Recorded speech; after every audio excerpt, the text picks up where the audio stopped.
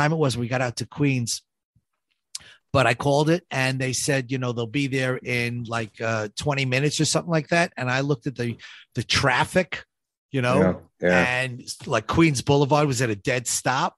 I went like half hour my butt, that ain't happening. Yeah. Or whatever. I remember it was at least an hour. But the car finally comes. And at that point in time, we had signal on our phones. My wife called his wife, told her to meet us at my house. And the two of us, took the car and got to my house. We got to my house at 5:30 in the afternoon. Ron, there were 20 people in my living room, and I had no less than 100 phone messages. Wow. And I remember, back then it wasn't digital. It was, they had the little micro cassettes. Remember those? Yeah. I still have that micro cassette. I don't have anything to play it on, right. but I still have it. You still have it. Yeah. And I still have the list because my wife was taking down notes from everybody that called, and I had to call everybody back. But I learned something very important that day. What was that? You have no idea how many friends you really have until they all think you're dead. Yeah, it's when they all come out of the woodwork. That's right. Listen, I wanted you to tell the story. You're walking out of the hospital. You don't have phone service, and I think you went into a restaurant and you met up with a guy. Tell that story because I think it just shows how New Yorkers changed a little bit that day. Oh, for sure. Yeah. So what happened was when I walked out of the hospital, okay, and I'm looking for a payphone. Yeah, right, a payphone. Right. I got to be honest. Nobody was using payphones back then. It's like, and I do this every time I speak to an audience. And I said, how many people here have used the payphone in the last 30 days? And, everybody looks around, nobody. I said, that's the way it was. Anyway, but there was a guy walking down the street who was talking on his cell phone.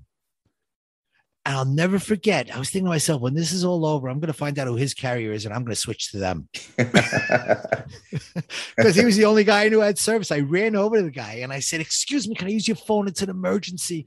And the guy goes, "Yeah, sure, no problem." And he says, "Listen, I'll call you back. Some guy needs my phone." He hangs up. He hands me his phone. And the first person I called was Virginia's mom. Which you said you would do. Yeah. Yeah, I know. But I told this to my wife 6 months later. That didn't go over. She was so mad. She said, "Why didn't you call me first?" I said, "I promised I'd call her mom." Yeah. So I called her mom. I told her she's in the hospital. I recommend that she get down there as quickly as possible. They thanked me and I hung up the phone. And then I said to the guy, "Can I make one more call?" And the guy goes, "Sure," because he heard the conversation, right? Yeah. So I dialed my wife. I hit send. Nothing. Dead. And I'll never forget. I went, forget that carrier. But I don't know what to do. I'm really running scared. Across the street, I see a restaurant. I figured, restaurant, they have phones, right? I go running into the restaurant. I bump into the waiter. I says, "Excuse me, can I use your phone?" And the waiter looks at me and goes, "Well, it's not my restaurant. It's not my phone." I'm thinking, what is wrong with you? I push right past him because I saw in the back there were two people on phones. I ran there. I get to the back and the woman's standing there. She goes, "Do you need a phone?" I go, "Yeah." She goes, "You're going to have to wait." I go, "Wait, I can't wait. You don't understand. This is an emergency." Don't they know that the World Trade Center was? You know what? A lot of people didn't. What, they're just sitting there eating and nothing happened. Yeah, unbelievable. Yeah, wow. There's got to be sirens going off all over the place. Yeah, but it's downtown, and let's be real, sirens going all over the place. Is that something new in New York? Yeah, that's true. Yeah. No, not at all. Right. So.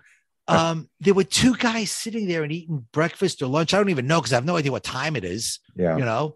And the guy looks at me, he says to me, "Do you need a phone? My apartment is 5 doors down. You can come to my apartment and use my phone." Now, this is New York City. I'm thinking to myself, axe murderer? But I'm desperate. And I go yeah, thank you so much. He says, "Listen, the guy needs my phone. I'm going to take him to my apartment. You and I will catch up later." Yeah. And we walk out of the restaurant and we walked around the corner and he gets to his building and literally, believe it or not, about 20 feet past his building, there was a payphone and there were a line of people on the phone. waiting. Yeah. Right. The guy opens the door to the apartment. It wasn't a doorman building, right? He opens the door to the apartment building. Yeah. Okay. And as he opens the door, he turns to the people online and says, if anybody needs a phone, you can come up to my apartment and use my phone. Wow is right. I bet he had a line. I found out later that his phone bill from that day alone was over $300. Well, and he did a good deed. Unbelievable. Guy was great. But I remember looking in when he opened the door to the apartment. I look into the apartment building. It was a 6-story walk up. Wow. And I went like, God, please let him live on the first floor. I was a little tired, and he did. He lived on the first floor. Thank God. It was like unbelievable. You talk about all these coincidences, Yeah. I get into his apartment, and the guy shows me where his phone is. I said, do you have a TV? No. Do you have like AM radio? No. Do you have a mirror? No. Do you have a phone? He goes, yeah, phone's right there. Unbelievable. The guy was a little strange, but really, really nice. And I finally got a hold of my wife, and she started to cry. When she picked up the phone, she started to cry when I told her it's me. Yeah. Because Tower 1 had collapsed. And the last time she spoke to me, I was on the 75th floor of Tower 1. Yeah. She was sure I was dead. She was sure. She lived through this twice. Yeah. Yeah. So, terrible. but thank God. And the guy was really nice. I hung out there for about 15 minutes or so. And then I just needed to keep moving. I couldn't. I just needed to get. So you hooked up with your brother, and then I hooked up with my brother. Then the car. Yeah, and we finally got home. Yeah, and I'll tell you, it was a harrowing day, a harrowing experience. We didn't. Everybody, by the time everybody left, it was like 11:30 at night. Because everybody wanted to know what was going on, and Ari, at what point after you got Virginia down and took care of business, at what point did you let your emotions out, and to who? I mean, you had to be strong for the moment, but after that, there had to be some emotions. You had to let it out. Ron, you're absolutely right. Thank you for asking that question. You're absolutely right. It happened in my brother's office, actually. When I got to his office, I'll never forget. It was his office is on a lower level. So there was a bell there. I rang the bell, and they said, who's calling? I said, it's Ari Schonbrun. I'm here to see Elliot. And they said, just a minute. And they buzzed me in, and I walked through the double doors. And then there's another set of double glass doors. And about, I don't know, maybe it was 20 feet past the glass doors, my brother was standing there. And I walked into that office, and I grabbed him, I hugged him, and I started to cry. Yeah. I totally lost it. And you're right. I had been strong the whole day because I needed to be. It was my survival. It was Virginia's survival. And now there was somebody else that I could lean on. And by the way, he was my younger brother. There's somebody that I could lean on, and I just totally lost it. And I was crying for like 5 solid minutes. Oh yeah. I can imagine. It was unbelievable.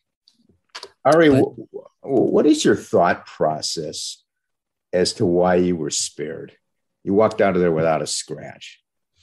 So, it was after 9/11, every time I would bump into somebody, they would say to me, you've got a mission. They hear my story. They go, you've got a mission. You got a mission. And I'm going like, okay, no. You got a mission. And I finally, I felt bad for the guy that it happened to, but guys, you got a mission. I said, you know what? Tell me what the damn mission is. I'll go out and do it, and let me get on with my life. Right. But what happened was it took a little bit of time until it sunk in the magnitude of what had happened and how I was spared. All right. And it did take time, until it finally sunk in. Yeah. And I remember thinking to myself, you know what? I was plucked out of a collapsing, burning building and given a second chance. I think God is testing me, and I need to figure this out. And I started to tell my story. And as I told my story, it was giving hope to people. Yeah. And, it was literally changing people's lives, literally. And I say that not because I think it, because people had come up to me and said to me, "You've changed my life. Wow. I'm going to change. I'm going to do things differently," because I realized that my old life is not why I was put on this earth. Yeah. It wasn't just to make money. That wasn't the purpose. And I realized that I did have a mission, and that was to help people understand what this world is all about. I made people understand there is a God out there. All right. And he is watching over us and he's guiding us. All right. We just have to listen to those whispers. Right. As I talk about my whispers and bricks, we have to listen to those whispers because that's God whispering to us the right things to do. And I started to literally travel the world, telling my story and giving hope to people. And, and I firmly believe that, that's one reason why I was saved. The second reason was simply because, they say that man's two biggest fears, you know what they are? Number one is public speaking, and number two is death. I believe that. Which, according to Jerry Seinfeld, means if you were at a funeral, you'd rather be in the box than delivering the eulogy. Yeah.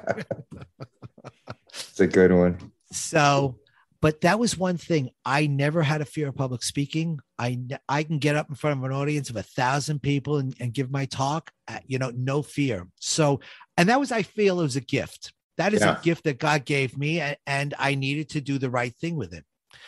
And the other reason, and the final reason I think that I was spared, was because 2 years after 9/11, which was 8.5 years after the doctors told my wife we wouldn't be able to have any more kids, I had another child.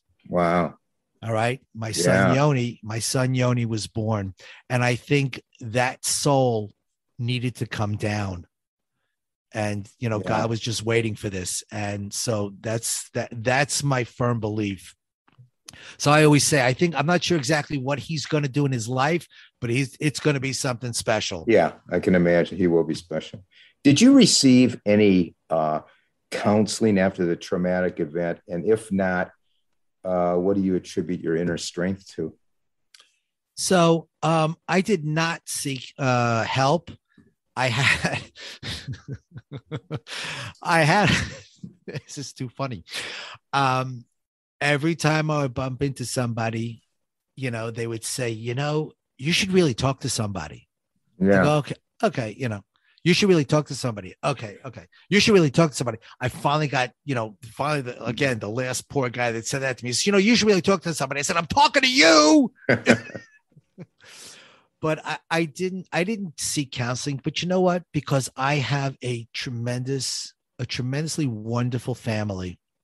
I had my 4 kids. I had my wife, and they were my pillars of strength.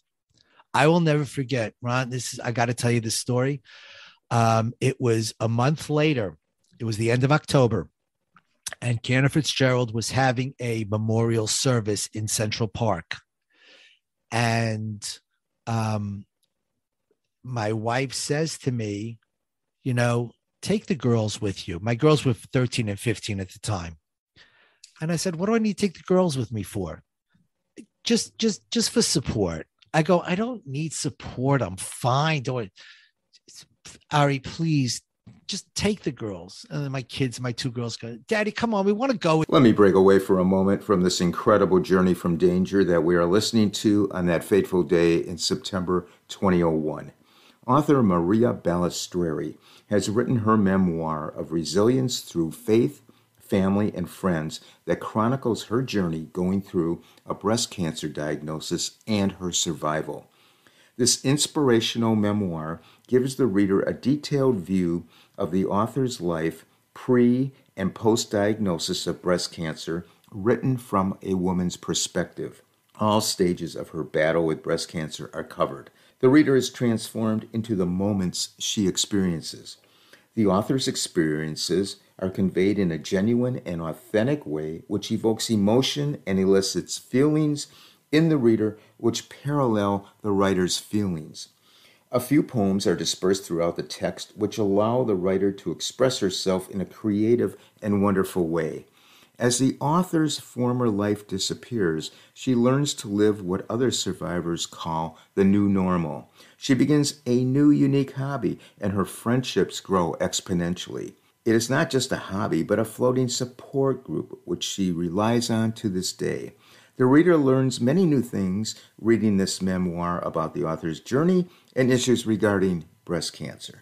Many pictures are included from her life experiences at the end of the book, thereby adding more beauty, excitement, and completeness to her memoir. This book is creative, original, vivid, and organized to give the reader maximum pleasure. The book would make a great gift for someone going through the breast cancer journey to acquire an understanding of what feelings and emotions are involved from a survivor and to become inspired and motivated to make it through victoriously. The book is available through Amazon in paperback and digital version and from Barnes & Noble in paperback and Nook book version. The information for the book will be listed in the podcast notes and featured on the podcast Facebook page and website under the sponsor tab. If you come on, please, and I melted like butter. Yeah. So I took the girls and we got Central Park where, there's a big tent and whatever. And they had the service and it was moving. It was very much. Carole King actually was there. She played You've Got a Friend. Yeah. I love Carole King, by the way. Yeah. Great. So she played You Got a Friend, and there was the Harlem Boys Choir who sang whatever. And then when everything was all over, they read the names and they had a running video of faces. And that's when I lost it, because I saw all these people. Remember, we lost 658 people. Yeah. And I knew probably 500 of them. Wow. Simply because of the interaction that I had with all of them. Sure. And I just broke down.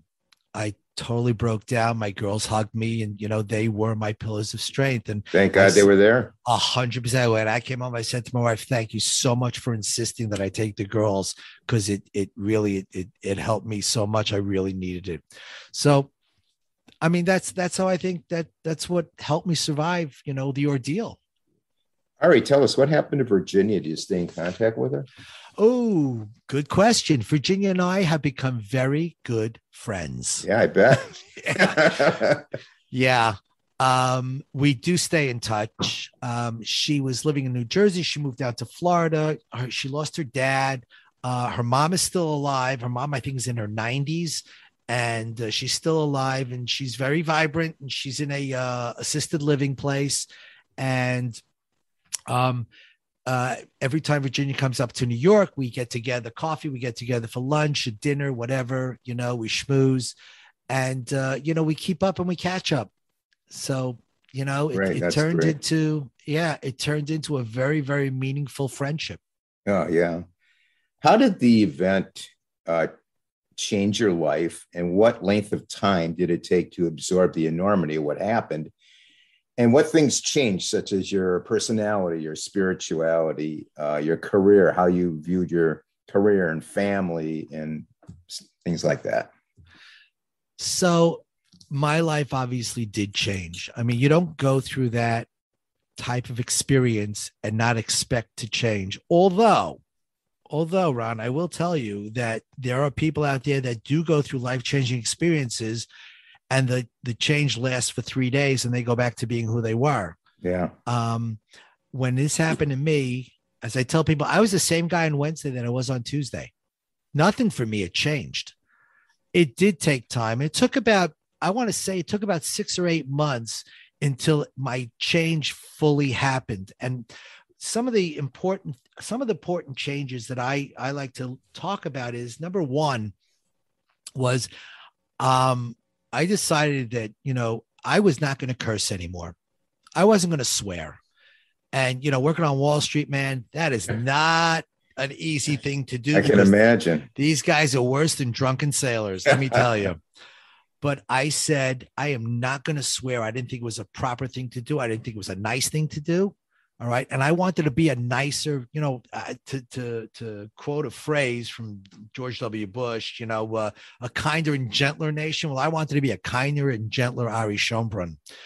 And that's what I did. So, and people, when people found out that Ari Schonbrun doesn't curse anymore, anytime there was a meeting and I was invited to it, or it was in a conference room, or it was by my desk, nobody at that meeting would swear.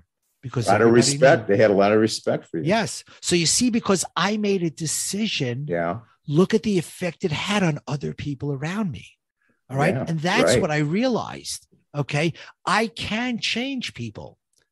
All right. Yes. Because by making my decisions and talking to people, I can change other people. And that's what happened. I became I used to fly off the handle at the drop of a hat. I had a very, very bad temper. And I curtailed it. It's not easy. Do I sometimes fly off the handle? Sure. Like I'm still human, right? But nowhere near like it was, and my job is still important, but not most important. My family is most important. It's like where it used to be daddy's got to work. It's daddy's at the school plays, daddy's on the class trips, daddy's wherever his children and now grandchildren need him to be, because that is what is important in life. Thank you so much. Yeah, I have a bunch of grandchildren. Wow, nice. What was the spark that got you to write the book, Miracles and Fate on 78, which I read? I have to tell my audience, it's on our Facebook page. It's a great book. If you get a chance to read it, please do. Thank you. Thank you so much. As you read my bio and you said I was not an author who speaks, but I was a speaker who wrote a book. I had been speaking for probably 9 years or so, and I had a very, very dear friend of mine who was actually living in the UK, who invited me to come speak in the UK. He actually put a speaking tour together for me, and after the tour, he said to me, "Ari, you have to write a book." And I go, I'm not a writer. I'm a speaker. He goes, I don't care. Your story has to be told. Get a ghostwriter. I don't care, but you need to write the story. And I went like, okay. But again, like I said, I'm not a writer. So I Googled ghostwriters, right? Yeah, that should work, right? And I Googled ghostwriters and I picked a guy and I called up and we started talking. And he says, wow, sounds like a great story. Yeah, I'd love to do this project. I said, okay, so how much? He goes, $60,000. I'm thinking to myself, I'm in the wrong business. I said like, yeah, no, whatever. And then I kept calling and I finally found a guy who was going to do it for like $8,000. And I was ready to invest that. But I said, I want samples of your writing. And, we spoke about my story and then he started sending me stuff, and every page he sent me, I was rewriting. And I finally said, stop. This is not going to work. If I have to rewrite everything you write, I may as well do it myself. And that's what happened. There was nobody to do it.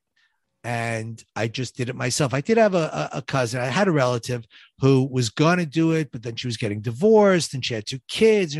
So I asked her, because she was good. I asked her, if I write it, will you at least edit it? And she goes, you know what? I'll do that. And that's what happened. I wrote it. She edited it. Although she said to me, there wasn't much editing to do. She says it was great. And that was it. And, I sent it out to literary agents. I can't tell you how many. And this is very famous. These are very famous stories about people who've written books who send them to literary agents and they say, oh, it's terrible. It's it's not good. Like J.K. Rowling with Harry Potter. I think I forgot how many times she got denied. Yeah. I mean, and look what it turned out to be. So I got very depressed about it, because I spent all this time. I wrote the book and now I can't get anybody to publish it. My friend turns and says to me, Ari, self-publish it. It doesn't matter. So I did. I self-published it. I was lucky because I had a friend who worked at R.R. Donnelley, who are the largest book printers in the world. And he was in the financial printing side, but he got somebody on the book side and he hooked me up. So I was able to get it published, right? I had a guy who did the cover and the inside of the book. I never knew there was a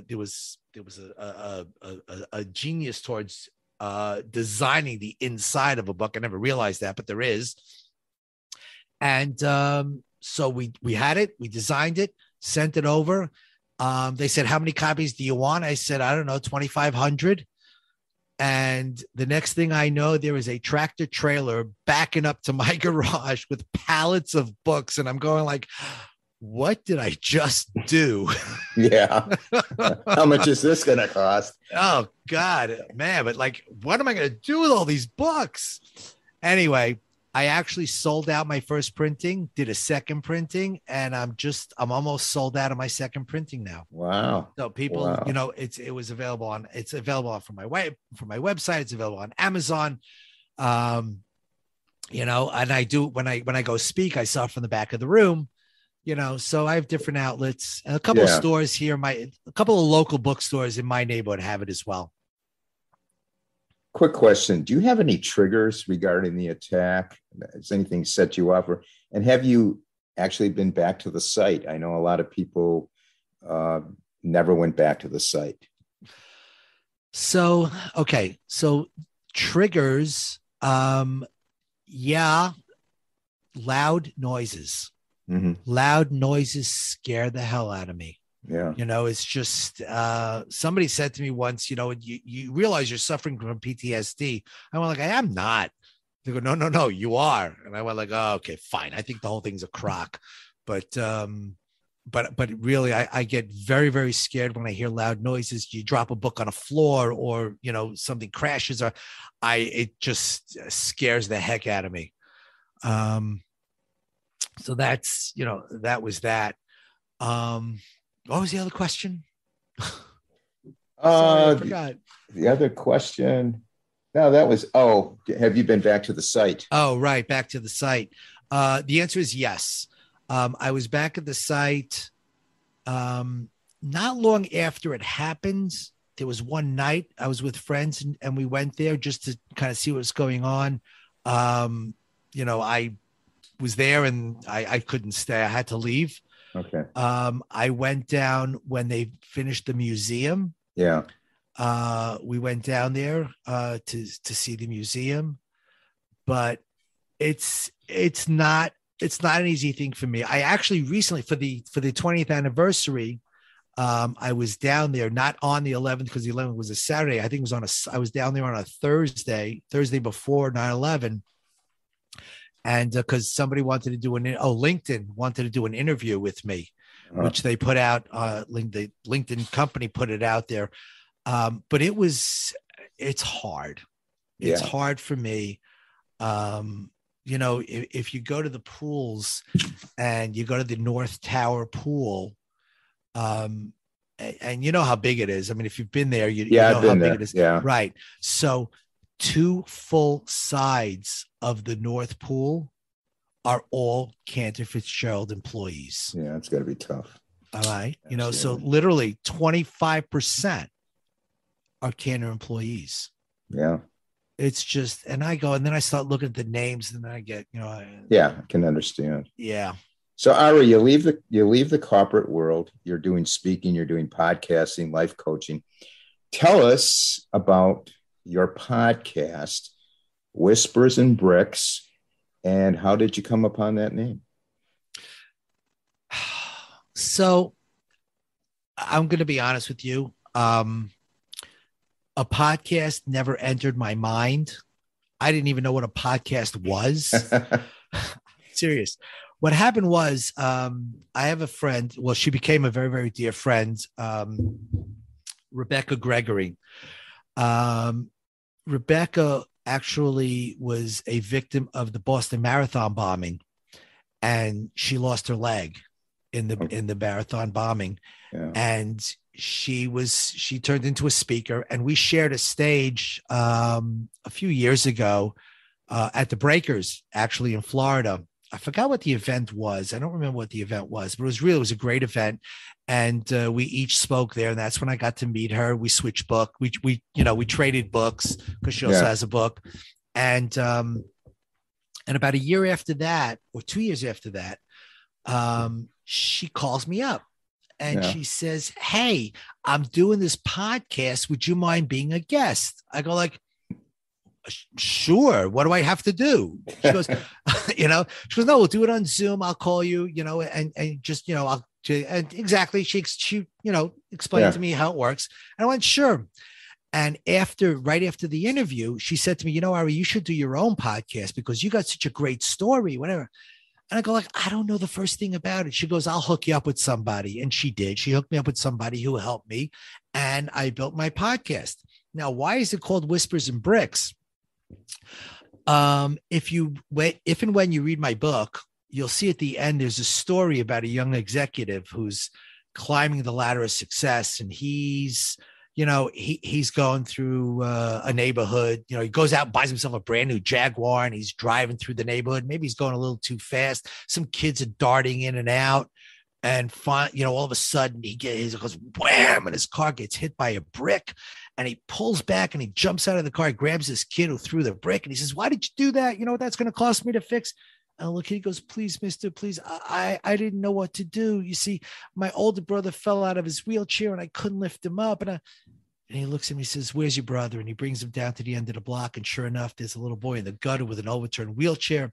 So this executive turns the wheelchair right side up and he picks the boy up and he puts him in the wheelchair and he takes his handkerchief and he dries up, the blood from the scratches. And the little boy wheels his brother away and he says, "Thank you, mister. Thank you so much."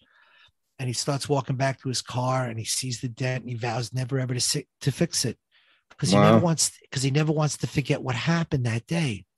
And you see, the moral is, God whispers to our minds and he whispers to our hearts. But so often we're so busy running through life that we don't have a chance to listen to those whispers. So you know what happens every so often? He throws a brick at us to wake us up. Yeah. And I tell people, I've been hit with the brick, but you have a choice. You can listen to the whispers or you can wait for the brick. Hence, Whispers and Bricks. That's a great story. Tell us about your 7-week program. It's called Whispers and Bricks Academy. What's that all about? So, I'll preface it with how it came about, and it came about through the podcast, because what my podcast is about: overcoming adversity, helping other people, giving them hope. So many people go through so many different things, and when they're going through it, they think they're the only ones going through it. Right. And I bring guests to my podcast, normal everyday people. Some are famous people, some are not famous people, but everybody has a story of overcoming adversity. And I bring the guests on to tell their story so that the people in the audience who are going through that same thing can say, wow, I'm not the only one going through that, somebody else. And then they get hope and they hear, and I always say, I always make sure that my guests leave a contact so that if people want to get in touch with them, just either to talk to them or whatever. So they do that. So I decided that once I started my podcast, I said, you know what? I can help people in other ways, and I can help people with the personal breakthroughs, because so many people are either suffering because they hate their job, they hate their relationship that they're in, or they just don't know what to do. They're giving up. They give up on their dreams. They give up on their hopes, and I said, you know what? I can help them. So I designed this 7-week course that is called Whispers and Bricks Academy. And we go through 7 weeks of becoming a better you, overcoming your adversity, having your personal breakthrough so that you can go on and do and be better and be more successful, whether it's in business or whether it's in family life or whether it's in friends. It doesn't matter.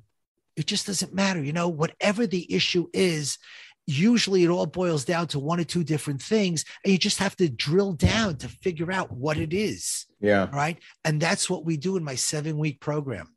And here's a little tip for you. Yeah. What's the tip? Here's a little tip is like this. People will tell me, impossible. You can't do it in 7 weeks. It doesn't happen in 7 weeks. So I tell them a little story. Okay. When the Israelites were slaves in Egypt, right? If you know your Old Testament, all right, in Exodus, right? There were slaves in Egypt for 200 years.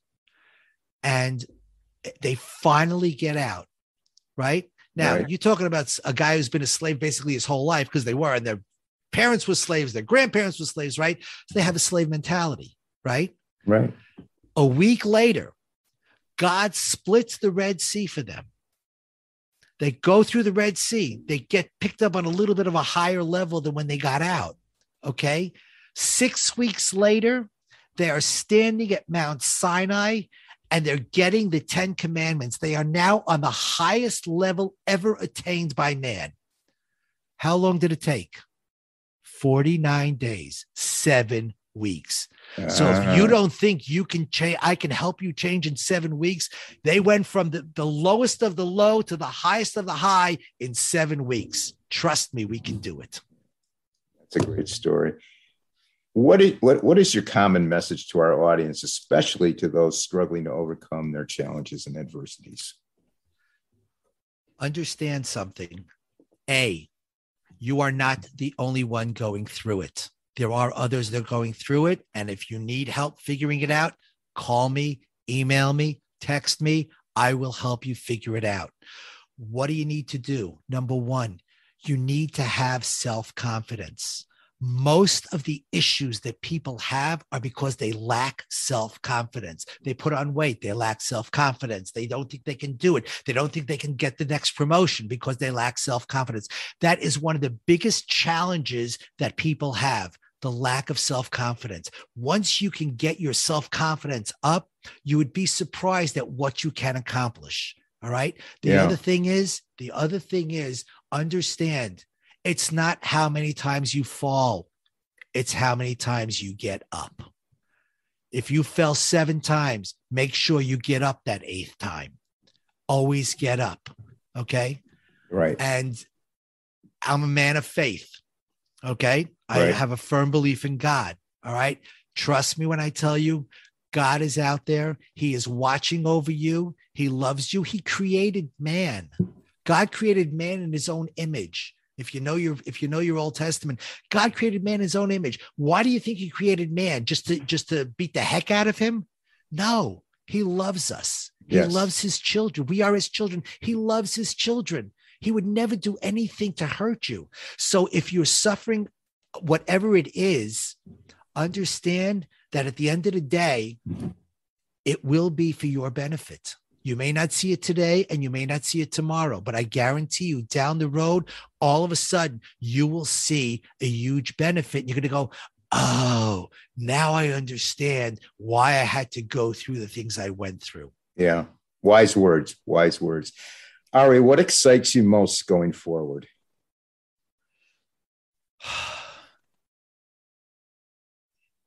That is a great question. What excites me the most? Honestly, no, Ari, lie to me.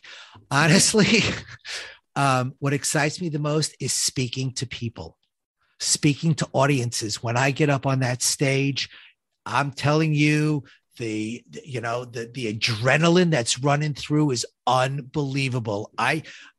Thank God I don't do drugs. I don't get high or anything like that, because you know what? My high is standing on that stage talking to 5,000 people. That's my high. That excites me more than anything. So if there's anybody in your audience who's running any kind of an organization, an association or a conference or anything like that, and you need a keynote speaker, trust me, I will be the best thing that has ever happened to your organization, bar none. That's for sure. Ari, how can people contact you? So very easy. I've actually got 2 websites. I've got my regular website, which is arischonbrun.com. I'll spell that. It is ARISCHON, B like boy, RUN like Nancy, arischonbrun.com. And my other website is whispersandbricks.com. So the whispersandbricks.com is all about my podcast and my academy.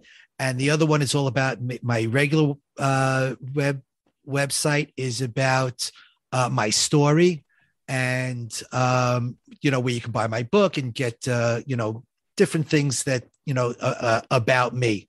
So those are the 2 best places. You can also find me on LinkedIn, on Facebook, on Twitter, all the social media. I don't really do Instagram, by the way. I just started that. That one's a little tricky. Yeah, I didn't think I don't want to say anything because people get mad at me, but I think more women use Instagram than men. Well, we have a large, predominantly women audience here, so that's good for you. It's good for me. Yeah. There you go.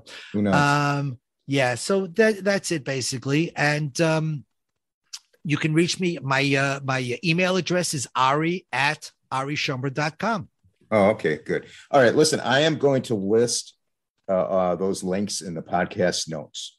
Ari, you are the real deal. You have taken that experience of survival and helping others to heart. It's so evident that your goal of helping others through troubled waters is true and authentic. I hope your new life's work continues to blossom, and I know you will touch many, many people's lives in a positive way in the future. Thank you again for sharing your story with us. I wish you Godspeed going forward and all the best to you and your family. Anyone with comments and suggestions to improve the podcast are welcome. You can email me at itsarapwithrap@gmail.com. Website is itsarapwithrap.com. We're on Facebook, Instagram. We have a new Facebook group, and it's all under It's a Rap with Rap. And you can see it on YouTube. Our YouTube channel is It's a Rap with Rap, the podcast uncut. I want to thank everyone for listening. Everyone, please stay safe. And for now, it's a wrap.